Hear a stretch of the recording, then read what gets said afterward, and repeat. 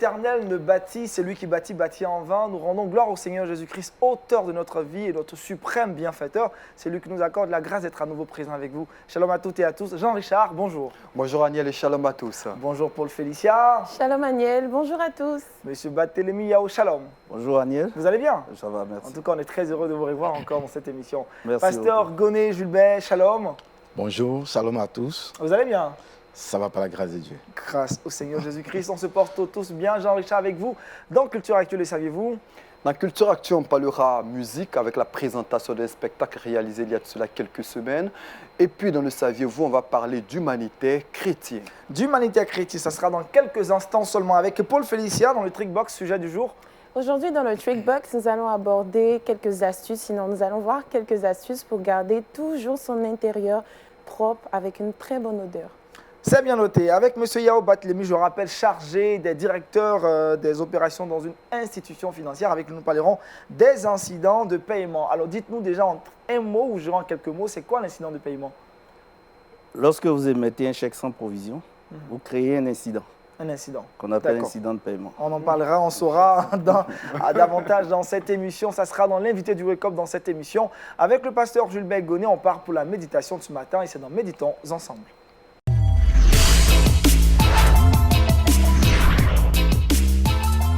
Pasteur, ce matin, vous avez décidé de parler du découragement, les dangers liés au découragement. Allez-y, pasteur. Notre méditation de ce matin, je vous salue au nom de Jésus-Christ, sera tirée de l'évangile de Luc au chapitre 24, du verset 13 au verset 35. Le texte est un peu long ce matin, ce n'est pas un texte court comme d'habitude, mais je vais situer le texte pour vous. Dans l'évangile de Luc au chapitre 24, dans la première partie du verset 1 au verset 12, il est question des témoignages concernant la résurrection de Jésus-Christ. Les femmes ont constaté que Jésus n'était plus au tombeau. Elles sont allées témoigner de cela aux autres apôtres. Pierre est venu la constater. Il est retourné pour en parler aux autres. Donc, à partir du verset 13, nous sommes le même jour. Voici ce que le texte dit. Et voici ce même jour-là, 2 disciples allaient à un village nommé Emmaüs, éloigné de Jérusalem de 60 stades. Et ils s'entretenaient de tout ce qui s'était passé. Pendant qu'ils parlaient et discutaient, Jésus s'approcha et fit route avec eux. Mais leurs yeux étaient empêchés de le reconnaître. Il leur dit, « De quoi vous entretenez-vous en marchant pour que vous soyez tout tristes ?» L'un d'eux, nommé Cléopas, lui répondit, « Es-tu le seul qui, séjournant à Jérusalem, ne sache pas ce qui y est arrivé ces jours-ci? » Quoi? Leur dit-il. Et il lui répondit, « Ce qui est arrivé au Seigneur Jésus de Nazareth, qui était un prophète puissant en œuvre et en parole devant Dieu et devant tout le peuple. Et comment les principaux sacrificateurs et nos magistrats l'ont livré pour le faire condamner à mort et l'ont crucifié. Nous espérions que ce serait lui qui délivrait Israël.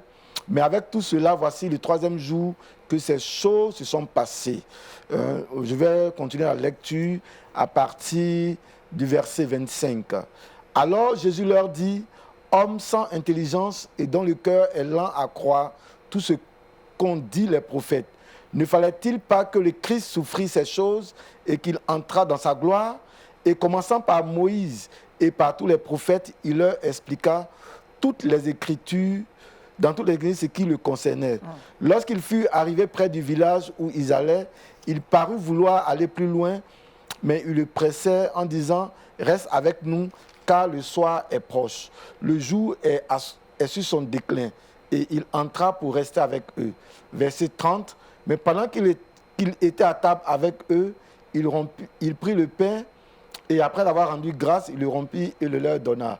Alors leurs yeux s'ouvrirent et il le reconnut, mais il disparut devant eux. » Nous pouvons nous arrêter là et je vais laisser le reste de la lecture au cours de cette journée, jusqu'au verset 35.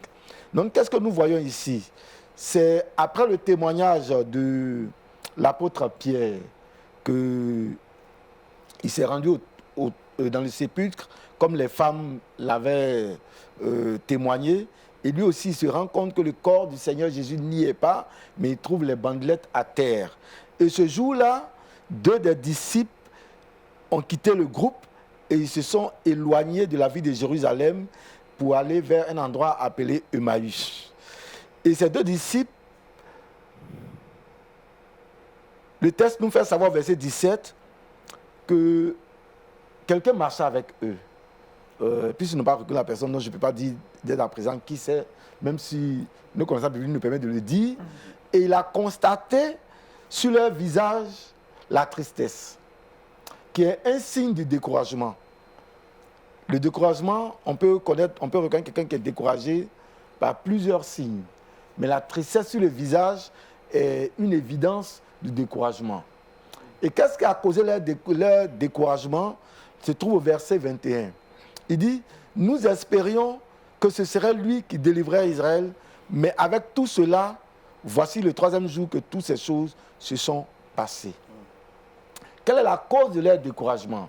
Ils avaient une attente, ils avaient une espérance. Ils ont prié pour que Israël, qui était à cette époque sous la gouvernance romaine, envoie un libérateur pour les libérer. Et voici que celui en qui ils avaient mis leur espoir. Peut-être que de nos jours, on parlait d'un leader politique qui vient dire à des personnes, si je suis élu, voici les promesses que je vais faire pour ma région, pour telle personne. Donc, il devient l'espoir. Vous voyez? Et la personne, il dit ici, nous espérions.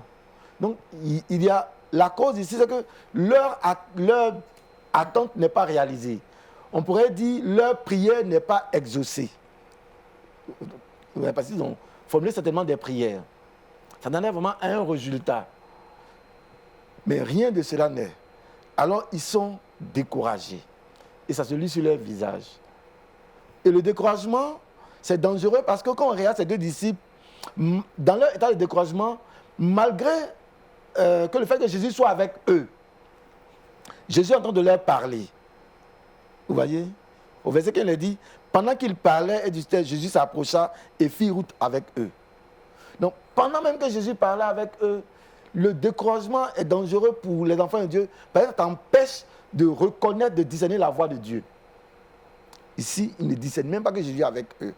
Jésus va même leur expliquer sa propre histoire concernant, depuis Moïse, les prophètes, mais ils ne vont même pas être sensibles à cela. Le découragement est dangereux parce qu'il nous amène à ne plus avoir de considération pour les choses précieuses. Je suis en train de leur parler de la parole de Dieu, depuis Moïse au prophète, mais ça ne leur dit rien. Ils ne sont même pas sensibles à la voix de Jésus-Christ. Ils ne reconnaissent plus la voix de celui avec lequel ils ont vécu pendant 3 ans. Parce qu'ils sont abattus, ils sont découragés, tout est mort en eux comme quelqu'un pouvait le dire. Voyez. Donc, je voudrais encourager chacun de nous, pendant que nous nous apprêtons à aller à nos différentes activités, de faire attention, de ne pas être dans le découragement. Le découragement peut venir par quelqu'un. Un collègue, un ami peut nous décourager. Un parent peut nous décourager. Hein? Ou bien nous-mêmes, nous avons certaines attentes dans la vie et nous ne les voyons pas. Quelqu'un, par exemple, qui veut peut-être passer un concours administratif, il met tout de son côté. Il étudie, il maîtrise les différents sujets qui ont été donnés l'année dernière. Il a vraiment fait tout ce qu'il faut faire. Et d'autres, certainement, ont compté sur des parents qui peuvent les pousser. Ils vont composer et puis le résultat est négatif. Ils sont découragés, ils n'ont même plus envie de vivre. Ça pousse loin. Ça amène même des foyers à devenir malades. Parce que peut-être on attend un enfant, l'enfant ne vient pas. Donc l'harmonie familiale est brisée par le découragement. On n'a plus envie d'y rester. Voyez. Donc, ces disciples étaient vraiment abattus. Pour preuve, ils n'ont même pas reconnu la voix de Jésus. Jésus dit, verset 25, alors Jésus leur dit, ô homme sans intelligence, et dont le cœur est lent à comprendre ce que disent les prophètes. Quand tu es découragé, le plus loin des orateurs du monde entier va te parler, ton cœur ne pourra pas sentir sa présence, la présence de Dieu. Tu es éloigné de la présence de Dieu. Mais il y a une solution à cela. Et la solution se trouve dans leur attitude vis-à-vis de Jésus. À partir du verset 28, il dit, lorsqu'il fut près du village où ils allaient, il, mis ici pour Jésus, parut vouloir aller plus loin. Et eux, au verset 29, mais ils le pressaient en disant, reste avec nous, car le soir approche. Je voudrais dire à quelqu'un qui est découragé ce matin, la solution c'est de chercher d'abord à t'approcher de Dieu, à t'approcher de Jésus-Christ, à t'approcher de ton église, à ne pas abandonner l'assemblée, comme c'est la connu de quelques-uns selon Hébreu, à aller dans des endroits où on parle de Jésus-Christ, où il y a des temps de prière, temps de méditation. Parce que quand ils ont pressé Dieu de rester avec eux, regardez à partir du verset 30. On dit, pendant qu'il était à table avec eux, il prit le pain, il mit pour Jésus, et après avoir rendu grâce, il le rompit et le leur donna. Donc Jésus, qui est le pain de vie, comme la parole de Dieu, qui est le pain de notre âme, qui rassasie notre âme. En étant dans la présence de Dieu, ne laissons jamais tomber la parole de Dieu. Malheureusement, beaucoup d'enfants de Dieu de nos jours mettent la parole de Dieu de côté pour suivre la parole des hommes. Or, la Bible dit que maudit quiconque met sa confiance en elle-même. Vous voyez. Donc, en dépit du découragement, je voulais nous encourager à rester dans la présence de Dieu, mais avec la parole de Dieu. C'est là que se trouve la solution. Regardez la solution. On dit, alors, après avoir rompu le pain, après avoir ouvert la Bible, après avoir commencé à lire les Écritures, alors leurs yeux vont s'ouvrir et ils vont reconnaître Jésus-Christ. Et quand ils reconnaissent Jésus-Christ, qu'est-ce qui se passe dans la suite? Voici des gens qui ont dit, il fait nuit, la nuit commence à tomber. Jésus reste et nous manger. Mais ils vont revenir à la ville de paix. En Jérusalem, la cité de paix. Ils étaient partis. Ouais, le découragement les a amenés en balade. Comme peut-être deux chrétiens qui sont découragés, l'autre dit à son ami, mon ami, il y a jeûne et prière ce soir à l'église, mais il y a Barça, Liverpool, ça n'a rien nous apporté. On a prié de Dieu, ça, il n'y a rien qui s'est passé. Alors il y a Barça, Liverpool, vous voyez un peu. Donc ces deux disciples étaient dans ce schéma. Ils sortaient de la ville de Jérusalem, la cité de la paix. Mais lorsque Jésus a permis que leurs yeux s'ouvrent, ils ont trouvé, malgré le temps avancé, malgré l'heure avancée, ces deux disciples retournent de revenir dans la communion des autres disciples. Quand ils sont libérés, ils sont délivrés du découragement, ils reviennent dans la communion. Alors je voulais encourager quelqu'un ce matin. Peut-être que tu as beaucoup de raisons pour être découragé. Et je te les concède, c'est vrai. Dans la vie, il y a beaucoup de situations qui amènent au découragement. Des gens, peut-être leurs parents ont préparé tout leur avenir pour qu'ils puissent faire des études à haut niveau. Et en cours de chemin, le père est rappelé à Dieu. C'est un sujet de découragement. Toute ton économie disparaît par l'action des voleurs en un seul jour. Tu es commerçant, le marché prend feu, tout s'en va. Tout ça sont des sujets de découragement et entre autres. Mais dans ces sens, ne te dis pas, Dieu m'a abandonné. Même quand une prière n'a pas été exaucée, ne dis pas, Dieu m'a abandonné. Parce que Dieu sait pourquoi il n'a pas exaucé ta prière à cet instant précis. Reste dans la présence de Dieu. Ouvre la parole de Dieu. Mets-toi à lire, à mettre la parole de Dieu chaque instant. Prie. Comme ces disciples, ils ont pressé Jésus de rester avec eux. Cherche la présence de Dieu. Et Dieu qui est dans sa parole va se révéler à toi, va t'apporter la restauration, la guérison au niveau du découragement. Et toi, reviens avec tes frères et continue de servir Dieu. Que Dieu bénisse sa parole. Amen. Merci encore, Pasteur Goné Julbert. Le découragement, on en a parlé, les dangers liés au découragement. Pasteur, dites-moi, est-ce qu'un chrétien peut vivre sans découragement? Est-ce qu'on est immunisé des découragements? Dire qu'un chrétien peut vivre sans découragement, c'est une vue illusoire de la vie chrétienne pendant que nous sommes sur cette terre. Parce qu'il y a les réalités de cette terre. Il y a des situations qui sont sur cette terre qui peuvent, comme je l'ai pris tout à l'heure, je suis chrétien, j'ai mon magasin au marché, et puis on dit tout le marché a brûlé. Bon, dans la divine providence de Dieu, Dieu peut préserver mon magasin. Mais si tout mon argent est parti, toutes mes économies, mais je viens de commander des machines d'une certaine valeur, tout s'en va. On est chrétien, on n'est pas exempt des accidents de la circulation. Malheureusement, je dis, il y a quoi cette église qui a perdu ses pasteurs dans l'accident de circulation, vous voyez. Il y a un découragement. Certains peuvent être découragés. Ah, si le pasteur lui-même est mort, mais c'est que nous-mêmes, on a fait quoi avec Dieu? Donc, c'est pas... Le chrétien ne peut pas vivre sans découragement. Il Jean-Charles, peut arriver. vous avez des questions Mais pour aborder dans le même sens, Daniel, est-ce que le découragement à ce niveau-là peut être considéré par moment comme un péché? Est-ce que c'est un péché du chrétien?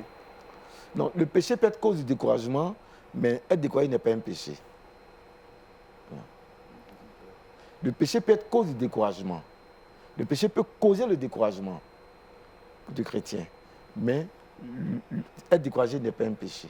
Quel doit être le rôle de l'Église, de la communauté en quelque sorte, quand on sent qu'un frère est découragé? À ce niveau, que faut-il faire? Il faut l'approcher. Il faut l'approcher. Il faut l'approcher en ne condamnant pas. En lui faisant comprendre que, en cherchant d'abord à connaître les causes de son découragement. Et lui faire comprendre que pendant que dans cette terre, il y aura des situations qui vont arriver. Mais en ramenant la personne dans la présence de Dieu et en l'aidant à pouvoir s'en sortir. Ce dont je vous parle, je l'ai exposé à ma communauté il n'y a pas longtemps. Je l'ai exposé à ma communauté il y a pas longtemps. Et voici pourquoi les pasteurs ou bien les responsables doivent être disponibles, doivent avoir des heures qu'on appelle des heures d'entretien avec les membres.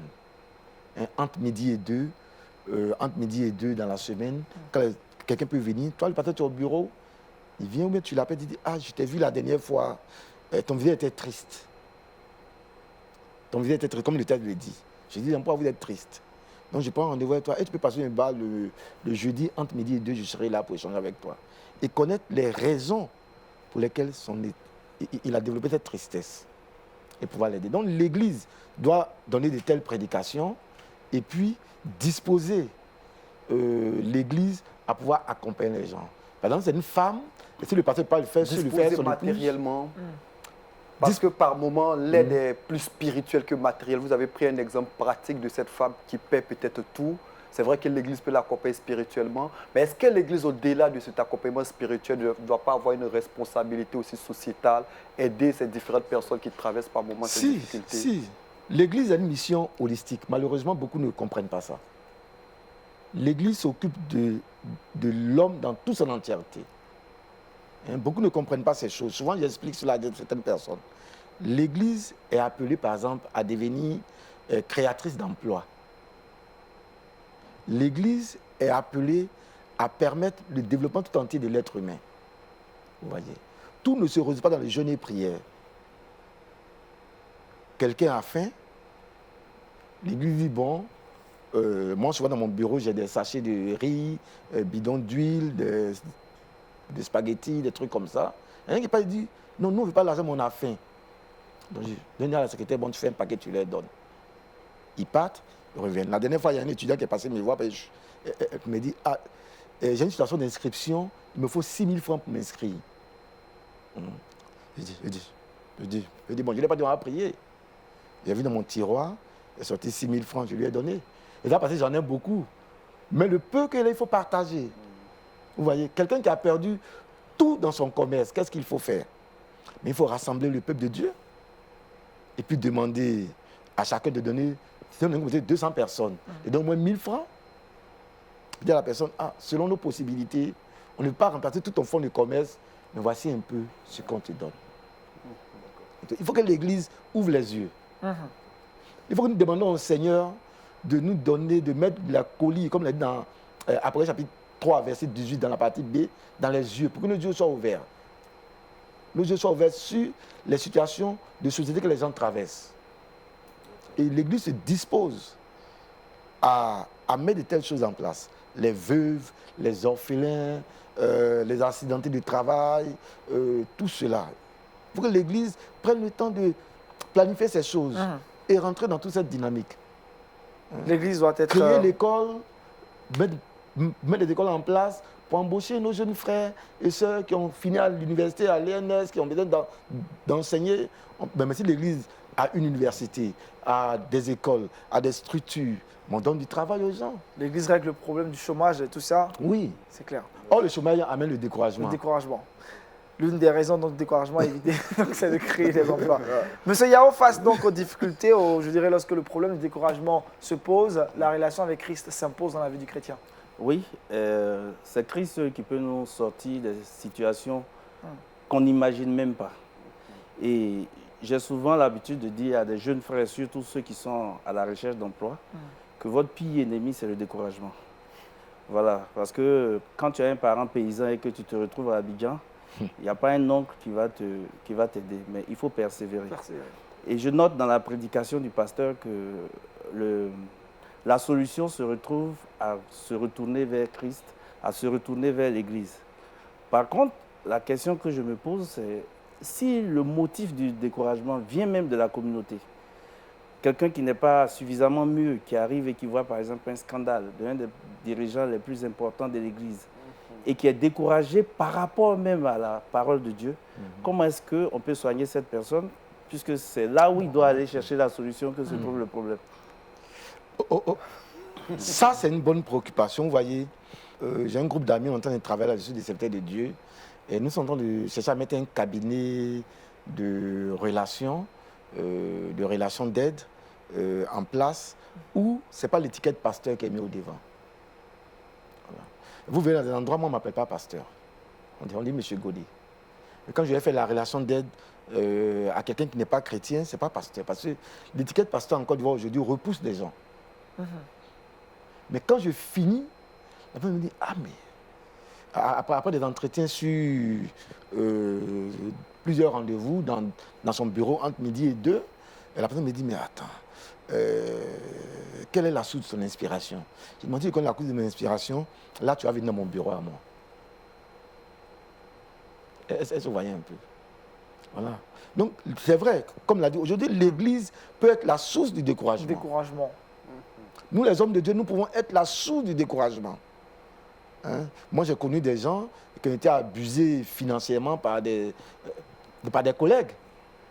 Mais quand je vais prier chez ces personnes et que les personnes disent, pasteur, on paye ton transport, je dis non, ce n'est pas la peine.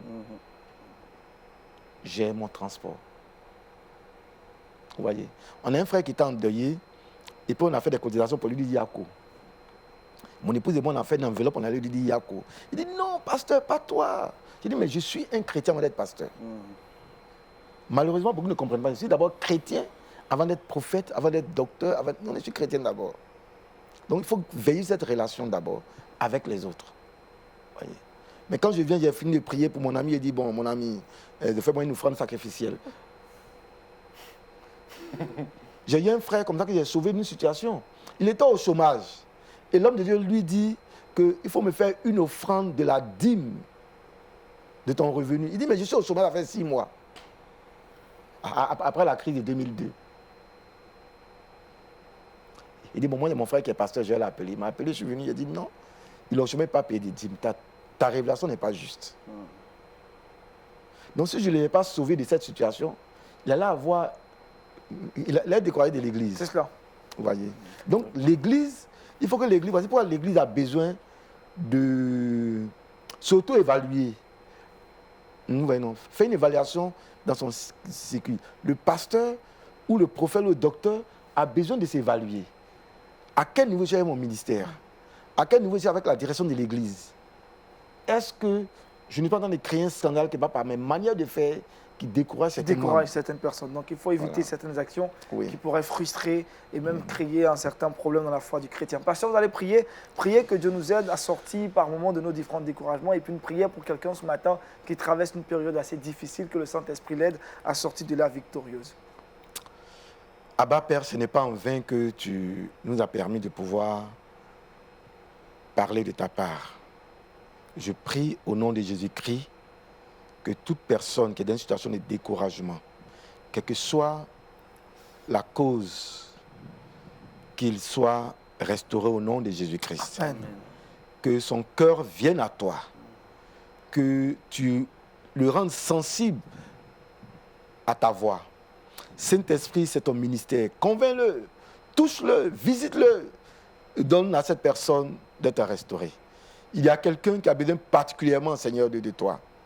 Seigneur, peut-être qu'une blessure immense qui a été causée par peut-être certainement un homme de Dieu comme moi, un serviteur de Dieu, une église quelconque, Saint-Esprit, tu es celui-là même qui convainc. Je te le confie. Restaure-le là où il se trouve et permets qu'il se tourne vers toi et se réconcilie à toi au nom de Jésus-Christ. Seigneur, bénis le reste de la journée et rends cette journée fructueuse et permets que la vie, la victoire de la résurrection soit le partage des uns des autres au nom de Jésus. Amen. Amen. Merci encore, pasteur Gonnet Julbert, ce matin. Le thème qu'on a donc abordé, les dangers liés au découragement. Jean-Richard, certainement avec une nouvelle encore plus réjouissante, ça sera dans Culture Actu avec Jean-Richard et c'est maintenant.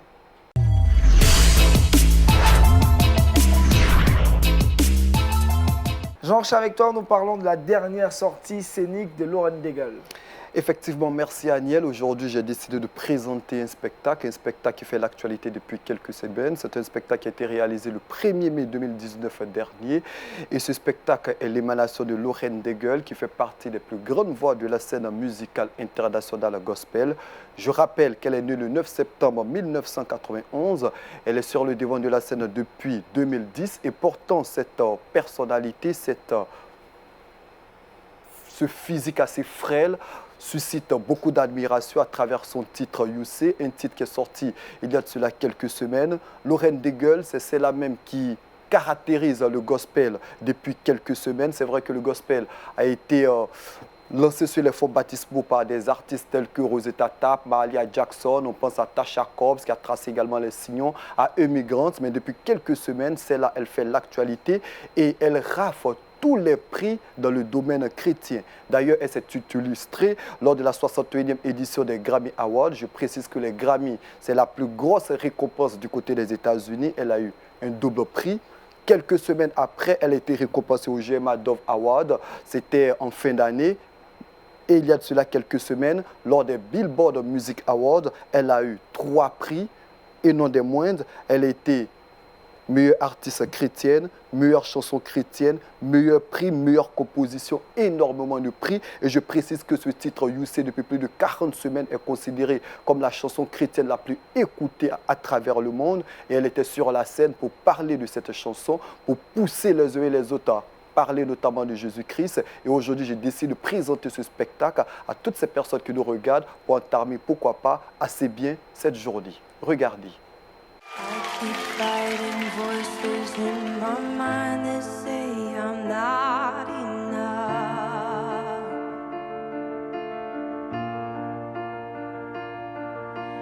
Every single lie that tells me I will never measure up.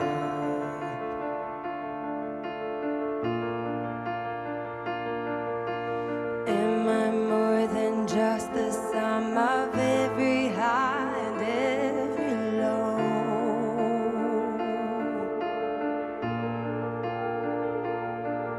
Remind me once again just who I am, because I need to know.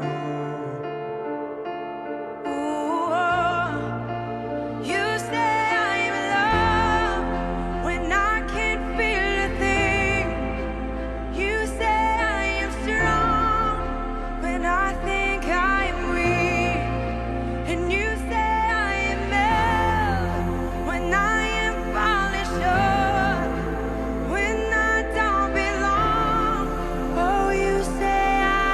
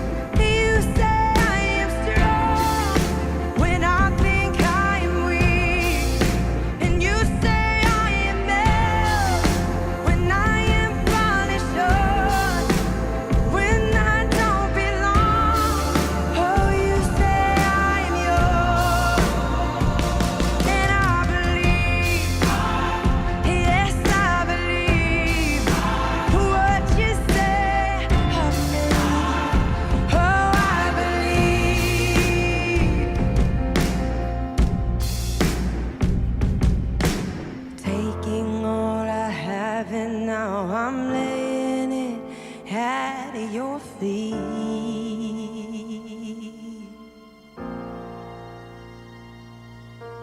You'll have every failure, God. You'll have every victory. Ooh, you say I am loved when I can't feel a thing, and you say I am strong when I think I am weak. You say I am held when I am falling short, when I don't belong. Oh, you say I am yours, and I believe. Yes, I believe what you say of me. Oh, I believe it. Yes, I believe. Oh, I believe what you say of me. Oh, I believe. Oh, yeah. Très belle vidéo, Jean-Richard. Ah oui, Lorraine Daigle, c'est une grande voix, une immense voix depuis quelques mois, depuis plus de 40 semaines. Sa chanson est considérée comme la chanson chrétienne la plus écoutée. Elle multiplie les prix, elle arrache pratiquement tous les prix du côté des États-Unis. Depuis quelques temps, elle est du côté de la France pour une série de spectacles. On espère qu'elle sera en Afrique pour porter encore l'évangile du Seigneur Jésus-Christ. Elle est appréciée par les jeunes, elle est appréciée par les enfants, elle est appréciée par plusieurs personnes. Elle profite pour passer l'évangile du Seigneur Jésus-Christ. Je pense qu'il faut prier pour ce type de personnes. Elle a aujourd'hui 28 ans. Et il y a énormément de succès. On espère qu'elle va garder la tête sur les épaules, ne pas trébucher. Il faille que tout le corps de Christ puisse prier pour cette Lorraine Daigle qui porte assez bien l'évangile de notre Seigneur Jésus-Christ. On rappelle le titre de la chanson qui cartonne. You depuis, See. You See. You See. Merci Jean-Richard. En tout cas, une chanson qu'on peut retrouver sur YouTube facilement même. déjà, Effectivement. Pour l'écouter. Merci à Jean-Richard. Avec lui, on a parlé de la dernière représentation scénique de Lorraine Daigle. On va maintenant se préoccuper des incidents liés donc au paiement. Et c'est avec M. Yao Batlami dans Barthélémy. J'y arrive et c'est maintenant dans l'invité du Wake Up.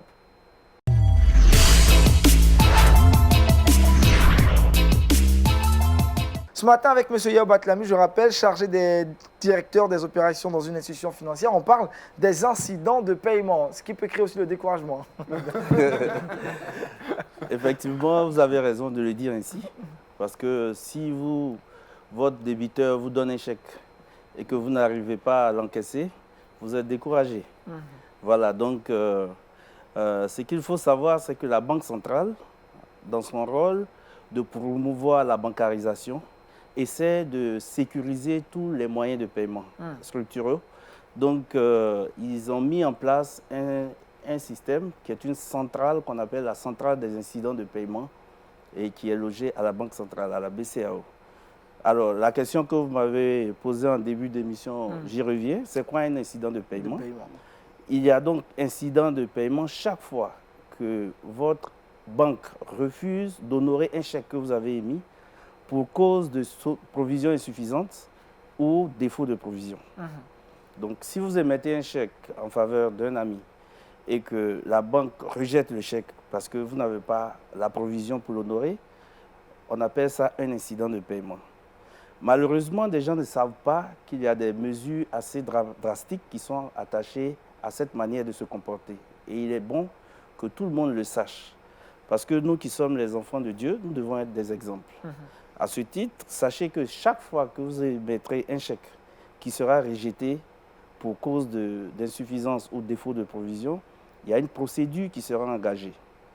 Dès que la banque va rejeter le chèque, on va vous envoyer un courrier qu'on appelle une lettre d'avertissement. Et ce courrier va vous dire que vous avez émis un chèque que nous avons refusé d'honorer pour défaut de provision. Donc, vous avez 30 jours pour régulariser ce chèque. On vous envoie le courrier. Si, au bout de 30 jours, vous n'honorez pas le chèque, vous ne régularisez pas, alors on vous envoie un deuxième courrier qu'on appelle une lettre d'injonction. Cette lettre d'injonction vous est envoyée pour vous dire finalement, vous n'avez pas régularisé, vous êtes maintenant sous le coup de la loi qui fait de vous un homme qui est interdit bancaire. Quand vous êtes interdit bancaire, qu'est-ce que ça veut dire? Ça veut dire que dans toute la zone UEMOA, sachez que tous ces courriers sont reversés à la Banque centrale, à la centrale des incidents de paiement. Dans toute la zone de l'UEMOA, donc dans les 8 pays de la... Quand on parle de l'UEMOA, sachez que ce sont les pays qui ont en partage le franc CFA. Donc dans tous ces pays, vous n'avez plus le droit d'émettre un chèque. Les formules de chéquier que vous avez sur vous, vous devez les restituer à la banque. Vous n'avez même pas le droit d'avoir un crédit, un prêt dans une banque. Vous êtes interdit bancaire. Et le pire, c'est quoi? C'est que, imaginez qu'une banque peut avoir plus de 40, 50 000 clients. Donc, quand on vous envoie le courrier, vous pouvez ne pas venir restituer les chéquiers. Parce que la banque n'a pas les moyens de poursuivre chacun pour pouvoir envoyer un huissier pour pouvoir récupérer les chéquiers. Vous pouvez garder les chéquiers. Mais si vous émettez un nouveau chèque, alors que vous êtes interdit bancaire, alors vous faites une infraction.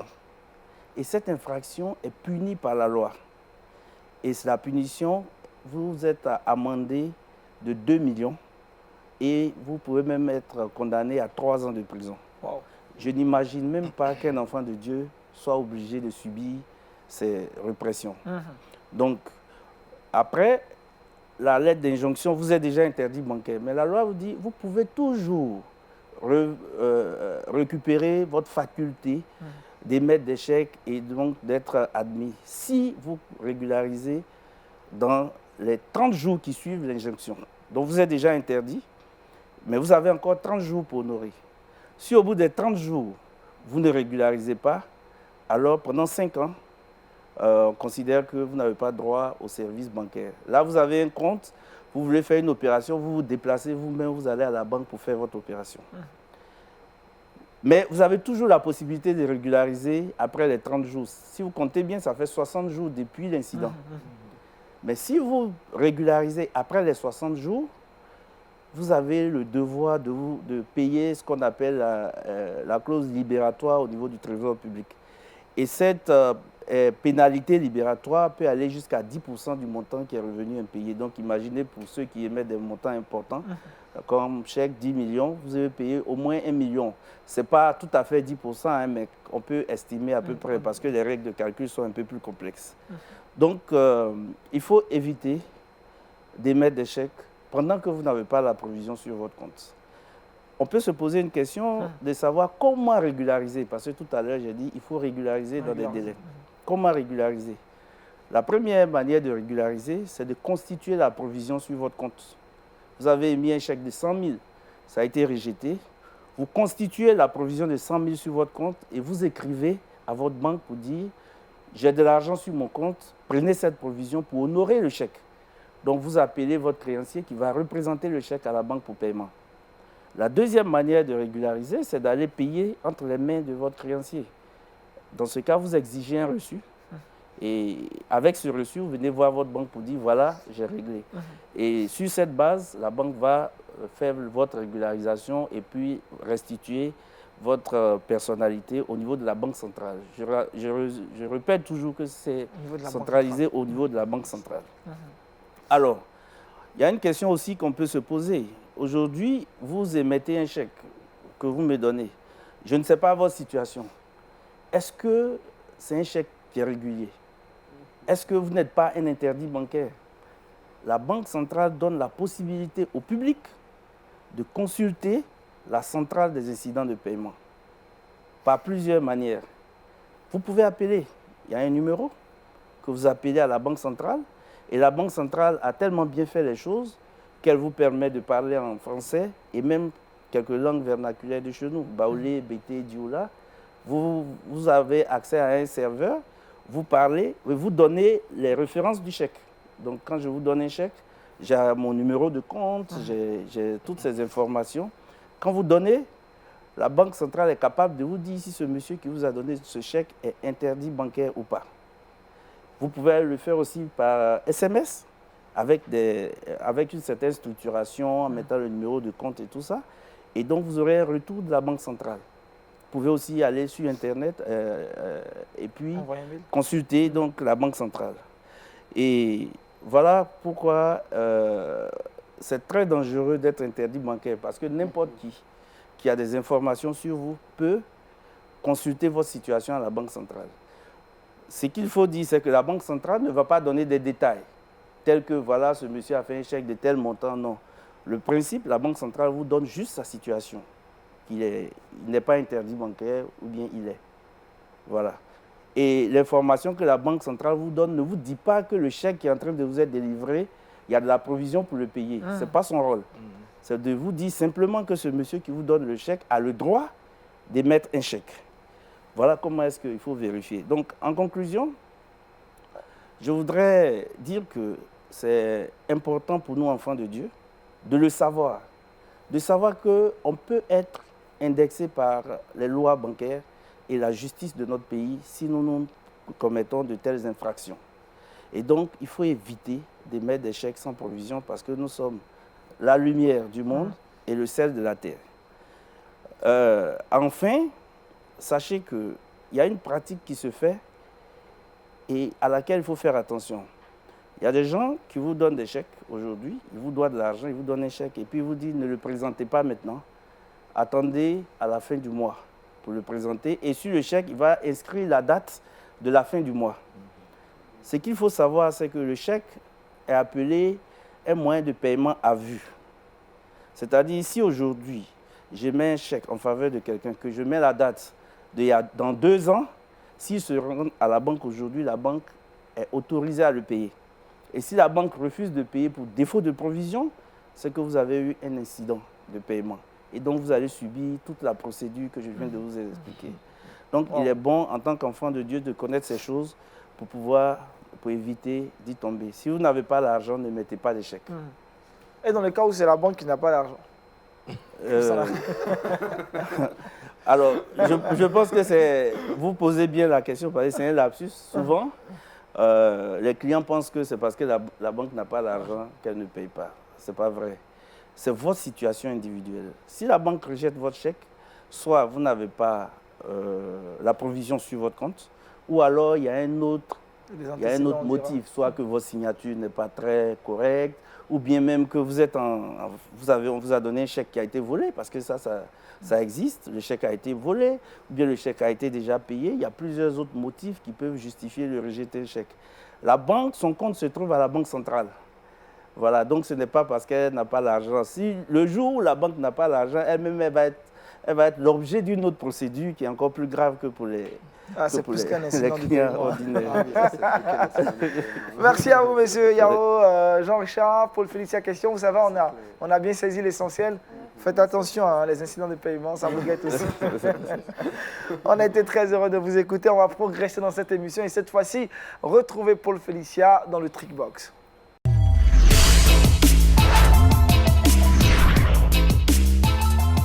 Alors Paul, avec toi aujourd'hui, nous parlons de quoi exactement? Bonne odeur à la maison et on a des astuces naturelles.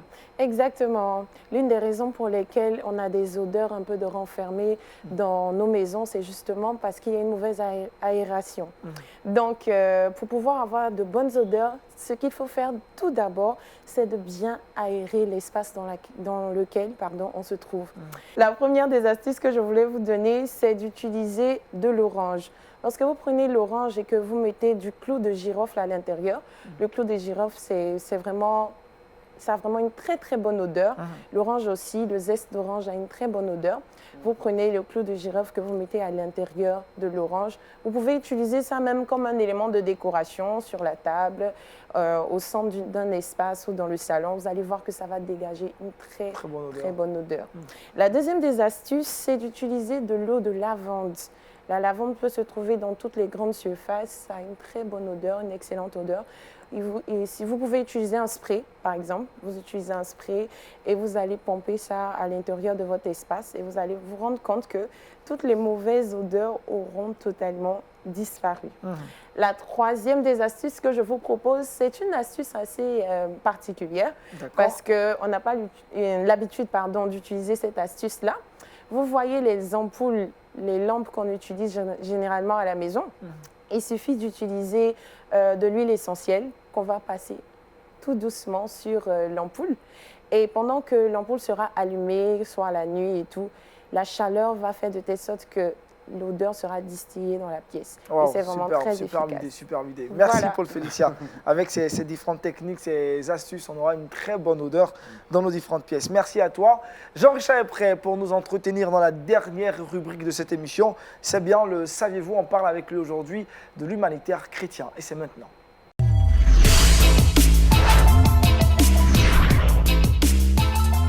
Jean-Richard, humanitaire chrétien, dites-nous tout. Saviez-vous quelle est l'ONG chrétienne humanitaire internationale évangélique la plus puissante au monde? Merci Chips. Non. Je Moi, je sais réfléchis. pas. World Vision. World Vision. World Vision International ou encore Vision Mondiale, qui est une ONG chrétienne évangélique qui a été fondée, je le précise, le 29 septembre 1950 par Robert Peace. Aujourd'hui, cette ONG dispose de plus de 87 bureaux à travers le monde. Pour la petite histoire, c'est en 1947 que Robert Peace a créé cette ONG. C'est un missionnaire américain qui était du côté de la Chine. Et là, il y a une enseignante qui lui présente un enfant qui est en souffrance, qui est abandonné, qui est orphelin. Et là, il décide de prendre en charge l'enfant. Il va le laisser $5 parce qu'il n'avait pas assez d'argent. Mais il prend des photos de l'enfant et lorsqu'il retourne aux États-Unis, il décide de parrainer l'enfant. Et il propose la photo de l'enfant à certains de ses amis qui décident également de parrainer des enfants à travers la Chine. Et bon à mal an, cette ONG va tisser sa toile et cette ONG va parrainer plusieurs enfants à travers le monde. Figurez-vous aujourd'hui que cette ONG parraine plus de 4 millions d'enfants à travers le monde. Plus de 4 millions d'enfants à travers le monde. Et aujourd'hui, elle est dans 97 pays. C'est une ONG assez puissante. Figurez-vous que l'ONG emploie plus de 40 000 personnes à travers le monde. Et cette ONG totalise 220 000 volontaires à travers le monde. Elle évolue dans l'humanitaire, l'accès à l'eau potable, l'alimentation, l'éducation, la santé. Et cette ONG, figurez-vous, je donne un chiffre tout banal, était le premier distributeur de denrées alimentaires fourni au programme alimentaire mondial avec plus de 2 milliards de dollars de dons donnés au pape en 2010. Aujourd'hui, elle est considérée comme l'ONG la plus puissante.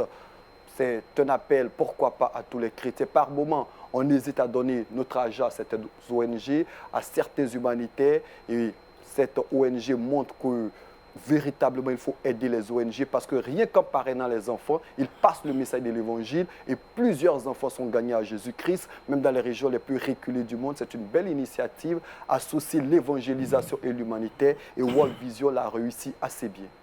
Monsieur Yao Batlemi, très bonne action, très bonne initiative de World Vision. Exactement, c'est une action qui permet donc à des gens qui auraient pu être découragés de retrouver le sourire. Et au-delà de ça, c'est, je pense, le sérieux du fondateur du départ qui fait que cette ONG a grandi. Donc, je pense que toute initiative que nous prenons, nous devons mettre le sérieux et une bonne éthique derrière pour que les gens puissent nous faire confiance pour atteindre les chiffres qui viennent de nous donner qui sont vraiment impressionnants. Pasteur Goné Gilbert, c'est aussi une joie de savoir que c'est une ONG chrétienne. Oui, c'est une joie de savoir cela parce que ça répond à une préoccupation du Seigneur Jésus-Christ qui a dit « Donnez-leur vous-même à manger ». Ça répond à cette préoccupation. Et nous pouvons suivre ce modèle, chacun à notre niveau. Moi, j'ai pris l'habitude de dire aux différentes personnes que quand vous mangez à la maison, il faut manger ce qu'on peut manger et ne pas verser derrière la nourriture dans la poubelle. Parce qu'on peut former notre ONG, j'appelle notre maison. Il y a des gens dans les quartiers, des voisins à côté qui n'ont même pas de quoi manger. Et chez nous, en tant qu'enfants de Dieu, on découvre que la nourriture, oh Jésus, quand il a multiplié le pain et le poisson, le reste n'a pas été mis à la poubelle. Donc, c'est une belle initiative qui est encouragée et qui est à imiter de façon individuelle et de façon collective. Jean-Richard, autre chose à ajouter? Ce qu'il faut retenir tout simplement, c'est que World Vision est aujourd'hui considérée comme l'ONG chrétienne la plus puissante du monde. Et aujourd'hui, l'humanité chrétienne se porte bien à travers le monde. C'est le lieu de saluer tout le corps de Christ. Les chrétiens qui se mobilisent très souvent pour faire des dons à ces différentes ONG. J'ose espérer que ces différentes actions-là vont envoyer plus de personnes à rencontrer Christ. On espère aussi, Jean-Richard. Merci au pasteur Goné Gilbert, également à M. Yao Batlemi et à Paul Félicia. À Jean-Richard, le verset boussole pour mettre fin à cette émission. Luc 24, verset 31. Alors leurs yeux s'ouvrirent et ils le reconnurent, mais il disparut de devant d'eux. Un verset en rapport avec la thématique qu'on a abordée aujourd'hui, les dangers liés au découragement. Le pasteur nous a exhorté à tourner nos regards vers Christ, seul lui, seul qui nous donne la consolation, qui est la vraie paix. Merci à tous de nous avoir suivis. On se retrouve donc le mercredi pour un autre épisode de Wake Up. D'ici là, portez-vous bien. Petite pensée particulière à tous les téléspectateurs qui nous suivent à Kinshasa, à Goma et aussi dans la région du Katanga, c'est en RDC. Merci également à ceux qui nous suivent au Bénin, au Togo, mais surtout au Mali. Que Dieu vous bénisse. Shalom chez vous.